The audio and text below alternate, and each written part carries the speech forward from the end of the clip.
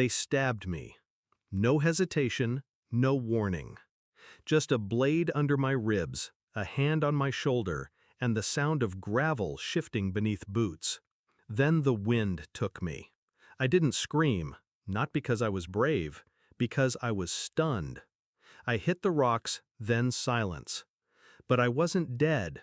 I couldn't move, not yet, but my ears still worked. I heard the laughter first, then her voice. "Are you positive he's gone?" It was my wife. I knew that tone. Sugar laced with arsenic. Then my brother responded, calm, smug. "I watched him fall 200 feet. There's nothing left." A pause. "Good," she said. "Now we split his inheritance and sell his son to the Russians. My son. Our son." Finally, she added, like it was a sigh of relief, "That low-life veteran is history." Their footsteps crunched away. I didn't cry, not yet.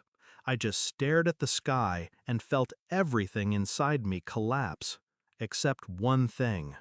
Cold, steady, rising. They thought I was nothing, that I'd die like a dog and rot beneath the cliffside. But I crawled. Torn flesh, broken ribs, a shattered shoulder. I crawled through mud and moss in pain, for hours, maybe days, until I reached the old ranger's station. He thought I was a bear at first, then a corpse, then a story. But I didn't give him one. I told him I slipped, nothing more. Let the world think I was dead. And while I healed, I listened, observed, learned. They didn't wait long. My wife hosted a memorial within 2 weeks. She wore white. My brother held her hand. They stood beside my son, one on each side, like vultures flanking prey. They didn't even pretend to grieve. I watched from a distance, bandaged, bruised, invisible. She smiled. He smirked. And my son? He didn't smile at all. The first thing I needed was proof. Not of betrayal, of paternity. A quiet visit to the clinic. One strand of hair from my son's old shirt. A brush stolen from my brother's bathroom. Results took days. I didn't sleep. And when the envelope came, I didn't open it right away. I stared at it for hours. Because if it said what I feared, it meant they took everything.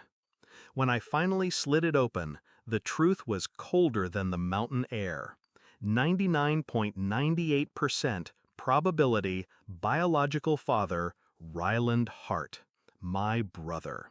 She lied to me for 12 years. He for longer. I didn't scream. I just sat still. Let the anger rot into resolve. 2 weeks later, I walked into their new lake house, alive, clean-shaven, calm. They froze. "How?" I raised a finger. "Don't. Speak." I handed her the envelope. She didn't even open it. She just looked at me like she saw a ghost. He reached for something behind his back. "Don't." I lifted my coat slightly. "No weapon, just something worse. I already sent copies to the media, the bank, the board, his investors, your lawyer."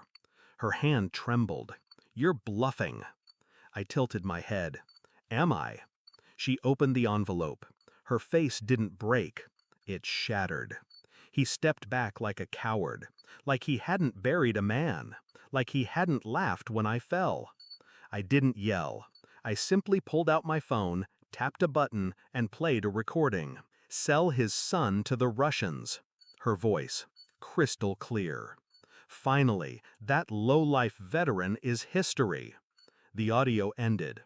I said nothing. I just watched her knees buckle, watched him turn pale as the wall behind him. They knew what it meant. No custody, no inheritance, no company, no freedom. I stepped forward. "He's my son," I said. Not loudly, just enough. And then I left. Didn't wait for the police. Didn't wait for justice. Because it was already done. They buried an empty coffin, They split an empire built on my bones. They called me gone, but I never died.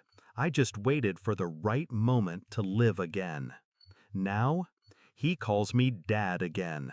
He doesn't know everything. He doesn't need to. Only that I came back for him, and I never looked back for them. They thought I was history, but I write history now, one page at a time, with silence, with scars, and with no forgiveness.